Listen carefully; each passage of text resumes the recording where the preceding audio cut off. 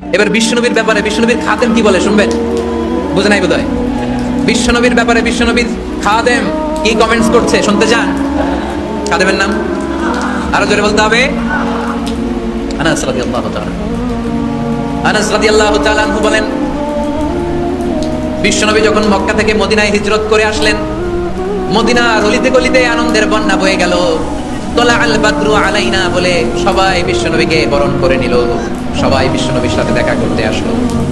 সবাই যখন আনসারী নারী পুরুষরা দেখা করতে যায়, আমার আম্মাও বলল, আনাস মক্কা থেকে বিশ্বনবী এসেছে, চলো তোমার নিয়ে দেখা করতে যাই। আনাসের মা আনাস রাদিয়াল্লাহু তাআলা তখন খুব ছোট্ট, তিনি যে দেখে মানুষের ভিড়ে আনাসকে নিয়ে সামনে যাওয়া যায় না, আর তিনি দেখলেন মদিনার অলিতে গলিতে মানুষের ভিড়, আনসারী আবাল বৃদ্ধ বনিতা নারী পুরুষ সবাই বিশ্বনবীর সাথে দেখা করছে, আর যারাই দেখা করছে হাতে কোনো না কোনো হাদিয়া নিয়ে বিশ্বনবীর সাথে দেখা করতেছে। সুবহানাল্লাহ বলবেন না?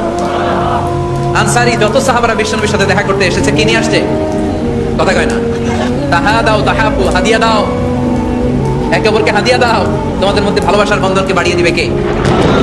আনাসের মা বললেন, আমি মানুষ ধাক্কাতে ধাক্কাতে বিশ্বনবীর সামনে পর্যন্ত গেলাম, যে দেখি সবাই বিশ্বনবীর হাদিয়া দেয়।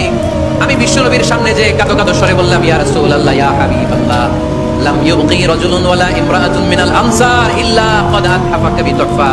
ও নবী, আমি দেখতে পেয়েছি আনসারী এমন কোন নারী নাই, এমন কোন পুরুষ নাই যে আপনাকে আপনার হাতে কোনো না কোনো হাদিয়া দেয় নাই। ওয়া ইন্নী লা আকদিরু আলা যালিকা মা উহইবুকা বি, কিন্তু ইয়া রাসূলুল্লাহ ইয়া হাবিবাল্লাহ, আমার কাছে তো কোনো টাকা নাই, আমার কাছে কোনো পয়সা নাই, আমার ঘরে এমন কোন জিনিস নাই যে জিনিসটা আমি আপনারে হাদিয়া দেব, ইল্লা ইবনি হাদা, আমার এই নারছেরা ধন কলিজার টুকরা সন্তান আনাস ছাড়া। ও আখিরি জামানার পয়গম্বর, আমি আমার কলিজার টুকরা আনাসকে আপনারে হাদিয়া দিয়ে দিলাম। ইয়া রাসূলুল্লাহ, মদিনার আনসারী এমন কোন নারী পুরুষ কেউ তো বাকি নাই যে আপনাকে হাদিয়া দেয় নাই, সবাই তো হাদিয়া দিয়েছে, কিন্তু আমি তো হাদিয়া দেওয়ার মতো আমার কাছে কিছু নাই, আপনার দরবারে হাদিয়া পেশ করার মতো আমার কাছে কিছু নাই। মাইকেল কোথায়?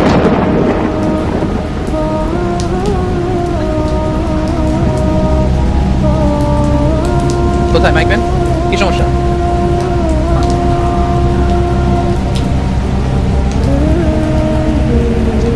লা ইলাহা ইল্লাল্লাহ মুহাম্মাদুর রাসূলুল্লাহ সাল্লাল্লাহু।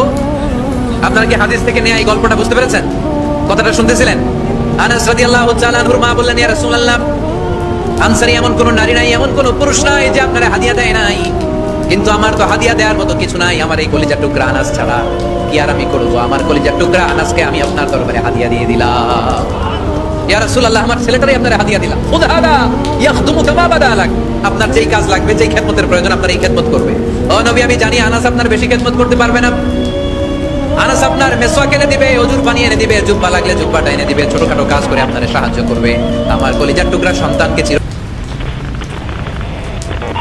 চিরকালের জন্য আমি আপনার কালের জন্য আমি আপনার কালের জন্য আমি আপনার কালের জন্য আমি আপনার কালের জন্য